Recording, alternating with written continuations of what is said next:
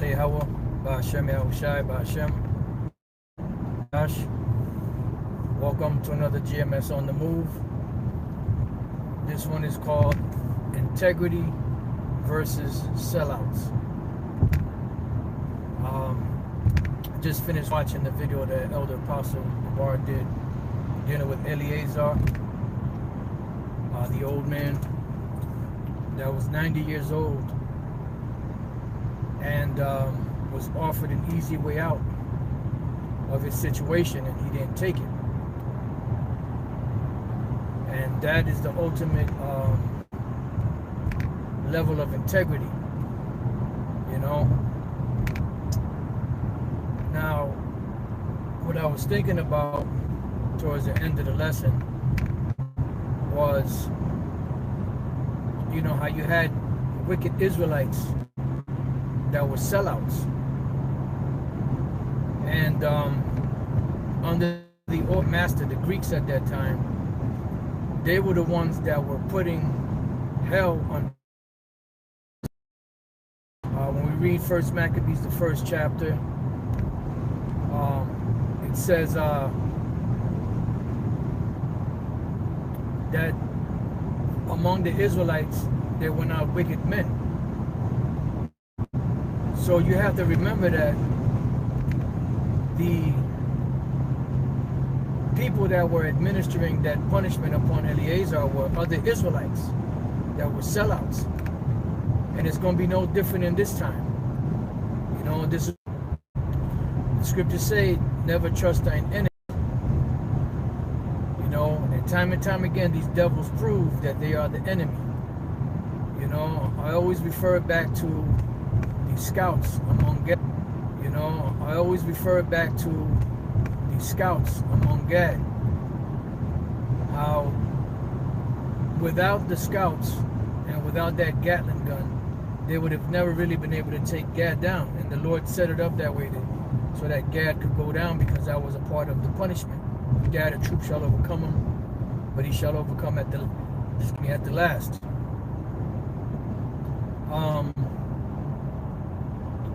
And once these devils used those scouts and took down the other Gadites, what happened? They were thrown right in the same reservation camps and right in the same conditions that they were subjecting their brothers and sisters to, their own people. You know, so it suits them well. So in this time, you're going to have sellouts, you know, and you have sellouts, not going to have sellouts. You have sellouts, you know, that are taking the bag, that are wanting to keep an easy life, a comfortable life for themselves, and they're going to sell out to Esau. You know, just like those men that, you know, were bringing the torments, the sword torments upon Eleazar, a 90-year-old Israelite man at that. They were Israelites that did that. So those are those sellouts. So those sellouts, they're going to help Esau try to establish this, you know, so-called New World Order, this agenda. Now you already have Israelites out there, men and women, that help this devil out, that don't know about the truth, that are not involved in knowing that they're Hebrew Israelites. But you also have Hebrew Israelites, and you have top men among the Hebrew Israelites that have sold out, that are in league with these devils, you know, and they're going to be the main ones that are going to be used against other Israelites when the time comes, you know. And don't be surprised if some of those same Israelites are used to administer torments upon brothers, just like they did to Eleazar. Remember, it wasn't the Greeks that tormented Eleazar. It was his own people, sellouts among his own people, that put those torments upon him. Remember that.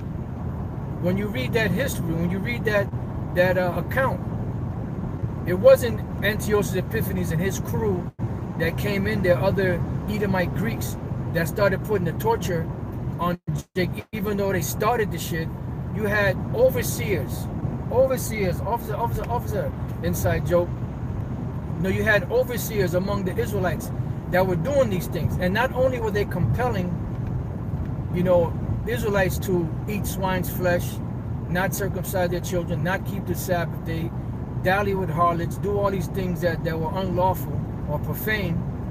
You know, they also were torturing, you know, Israelites that refused to bow down to the orders of the Hellenization order of Antiochus Epiphanes, because remember, he wrote a law into effect to his whole kingdom, that everyone should leave the laws of their fathers and follow the law of the heathens. So once it was established, who did he use to push it? Other Israelites. You had in everywhere that these things were set up, you had Israelites that were sellouts, you know, that were administering the laws, the rules, the regulations of Antiochus Epiphanes. You had an instance right after the destruction of the temple, where you had this one Jake, I believe it was an officer of the Greeks, and a Jake that was doing, you know, going through the custom rights and all that bullshit, you know, of the Greeks. Then all of a sudden, Mattathias, which was the father of the Maccabees, you know, of them, he slew that dude. He killed him. And I believe it said he also killed the officer also with him, you know, because of the zeal of the Lord. So you had integrity, what Mattathias did, what the Maccabees did, what Eleazar did, what that woman with the 7 sons did. You had integrity versus sellouts.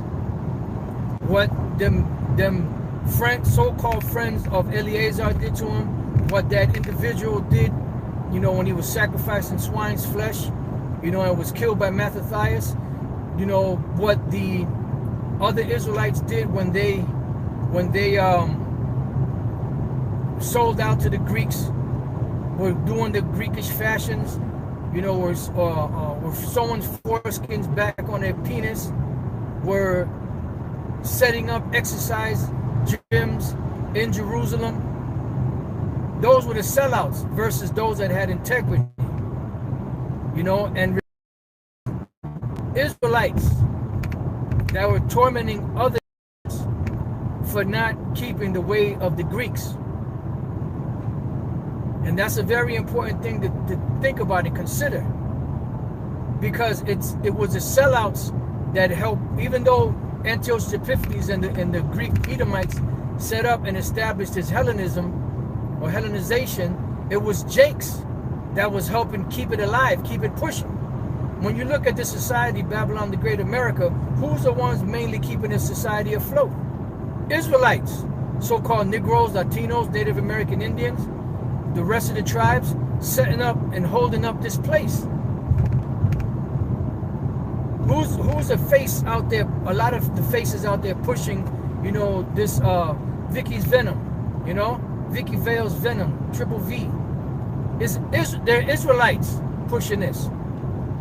It's no different than the Greek Empire. So this is the Greek Empire all over again. This is the Roman Empire all over again. This is Hellenization, Romanization, all wrapped up into one, which today it's called Americanization. And that's what they're doing. That's why it says that among my people are found wicked men. And what do these wicked men do? They persuade others to do this thing. Like when that woman called the show Cross the Line, and she was talking to Captain Tazaryak and Katazar, you could tell that the woman was hurt, because she would say, well, y'all taught me not to take this man's venom, you know, not to trust anything, you know, that the so-called white man does, blah, blah, this, that, and the other. And then here you got Captain, I used to call him Captain Cleanup, but now he's just making a mess all over the place, you know. And he's like, well, you know, the Vicky's Venom, you know, that's natural. You know, the people that Christ, that's what he called him, Christ, Yahawashi, healed, were not sick in that way. You know, and other bullshit and madness that he was spewing out of his mouth. And this is the same thing that they were doing back then. Remember, it says of avoid them that cause offenses contrary to the doctrine, because it said with fair speeches deceive the hearts of the simple. And that's what they're doing, these fair speeches. You know, he gets in that posture of that serpent, you know, and spews that venom out, and to the unsuspecting public of these Israelites, they get confused because it's damn, and he's so calm, and he's saying these words that are just so comforting. Well, that's the scriptures say that the devil's gonna come like that. He ain't gonna come like a monster. He's gonna come, you know, like an angel of light. He's gonna appear to be the most nicest, the best dressed, you know, the most eloquent, the most that has the greatest posture. But inwardly, there's nothing but venom coming out of him. When you read Isaiah the 59th chapter, that's talking about Israelites. You know, it speaks about the cockatrice egg and hatching and bringing forth more vipers. And that's what them guys are. They're nothing but a bunch of vipers. Just like those devils that tortured Eleazar were nothing more than a bunch of vipers. And a lot of those wicked Pharisees and Sadducees that Yahawashi cursed out, they were nothing more than those ancient vipers that were among the Greeks. You know, some of them broke away, some of them are kept to the so-called laws, you know, or the not the so-called, but the laws of Yahawashi, because there was a division in Israel. Because remember, they said, well, no, but they were keeping the law. The Greeks, the Hellenized Greeks weren't keeping the law. Yeah, but who were the a lot of those wicked Pharisees and Sadducees under? They were under the rule of the Romans. So they call themselves keeping the law, statutes, and commandments, but they really weren't, because they were upholding, you know, the gifts and stuff like that in higher honor than the words of Yahawashi. And they also said, we have no king but Caesar. And if we don't do something, the Romans are going to come and take both our place. So are they really serving the Lord, or were they really serving the Romans? They were serving the Romans, man. So a lot of those leaders were some of the same individuals back then that were in the Hellenization period, you know. But now, when the Roman Empire was set up in the reincarnation, they were doing nothing more than the bidding of their father. That's why Yahawashi said, ye are of your father the devil, and the lust of your father you will do. He was a murderer from the beginning and abode not in the truth. When he speaketh a lie, he speaketh of his own, because he is a liar and the father of it. And that's exactly what these sellouts are. Nothing more than devils and vipers, you know, cockatrice eggs. These adders, deaf adders. These wicked men that are found among the Israelites. You know, these blind leaders of the blind. You know, these ones that if you follow them, you're going to fall in a ditch. And they're not going to come, you know, with the rah-rah. They're going to come calm, cool, collective, as angels of light, giving these fair speeches, you know, sounding like great orators, knowing how to spin their web with the bullshit that they talking about. And here it is, the woman is asking about Vicky Vale's venom, the triple V. This dude, what they always do, oh, do you take the white man's medicine? And she said no. She said, when I was young I did, but now I don't. I grow my own stuff. She said she grow her own herbs, blah blah, this, that, and the other. And then here comes this demon, Kataza. Do you drink the white man's water? What? What the fuck does the water have to do with that venom? But this is what they do. Well, how do you know what they put in that water? You know, like this. But this is what these demons do. You know, this is what these, you know, fair speeches. You know, they subvert the minds of the foolish, the ones that are not grounded. Because that's exactly what them guys are doing, and that's what they resort to. Oh, well, you take don't you take cough medicine? Don't you take this? Don't you go to the store and buy aspirin? Don't you? Isn't that the same thing? No, it's not the same thing. Is it poisonous? Yes, it's poisonous still, but it's not the same thing as injecting something into your bloodstream. You know? Hey, but you know, y'all people, and you know, we was feeling kind of bad about the chick, but then others, man, fuck her, because she chose them.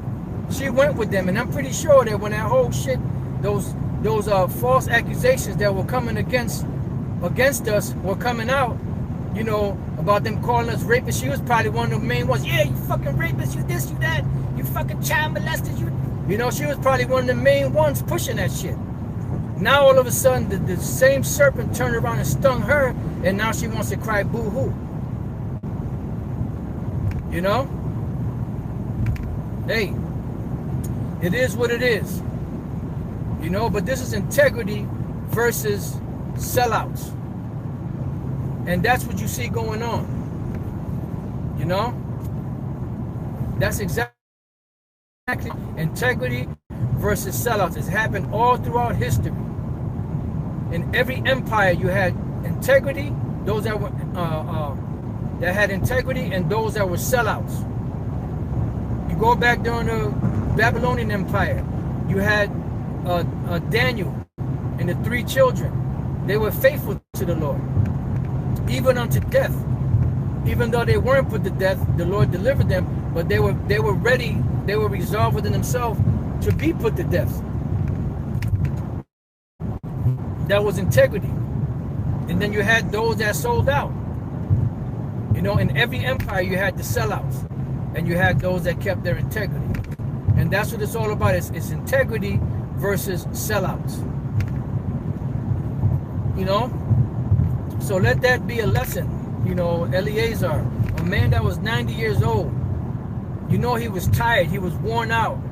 And even when they was tormenting him, you know, because the love that those demons had for him, because they knew him, turned into this bitter hatred and anger. That's why they tortured him extensively. You know, and here is this old man that's already tired, ready for the grave, is enduring this shit. You know? And within his mind, convincing himself that you know, for you know, pretty much for his integrity, that's why he's suffering those things. You know, because he could have made it easy for himself and not even have to break the law, but he would be breaking the law because he would have been deceitful. You know, and that's, I mean, the Elder Pastor meant, you know, said it came to his mind, it came to my mind at the camp, because I thought about that this guy said he took, you know, Vicky Vale's venom, but there's no proof of that. You know? So if he, let's say that he didn't take it, or he took a placebo or a collapsible, whatever, you know, that would be deceit. That would not be something that Eleazar would do. You know? And he knew he was going to be tortured, but he said, fuck it. You know? Because he did it for the glory of Yahawah Yahawashi. So that's inspirational. You know, and you know, camp is intense. So sometimes you want to go through certain subjects, but it's so intense, and the spirit is like the wind, it comes and it goes. You don't know where it's coming from, you don't know where it's going, and the subjects change up from moment to moment. You know, one minute you could be speaking about Esau, him going into slavery, then it'll jump to simple jakes, you know, then it'll jump on these women, you know, then it'll jump on the chariots, and then it may jump on the missile, you know, just different scenarios. It might jump on famines and the riots, and so it's intense. So it's hard to stay on one topic, you know, because the spirit is just moving so much. So the spirit jumped on Elder Apostle Gabar to go into it, you know, and that is a supreme example, you know, of integrity. And of course, you know, Yahawashi's example is the ultimate example of integrity, you know, but then you have many other examples of integrity, you know, and then you have many examples of those that sold out, you know. I would read some of these precepts, but you know, I'm driving right now, but you know, I wish I would have brought out more precepts, but I brought out what the Spirit had me bring out. And that's, you know, like I said, it's integrity versus sellouts. So with that, I pray that your brothers have been edified. To the next time I say shalom. And I was going to do a lesson at this place, you know, I was going to set up, but, you know, the Spirit really wasn't there. So I just kept listening to Elder Apostle Gabar's lesson, you know, until the Spirit hit me just to, you know, just to do like a GMS on the move and make a few points on that integrity versus sellouts. All right, so with that, I pray that your brothers have been edified. You few sisters, to the next time I say shalom.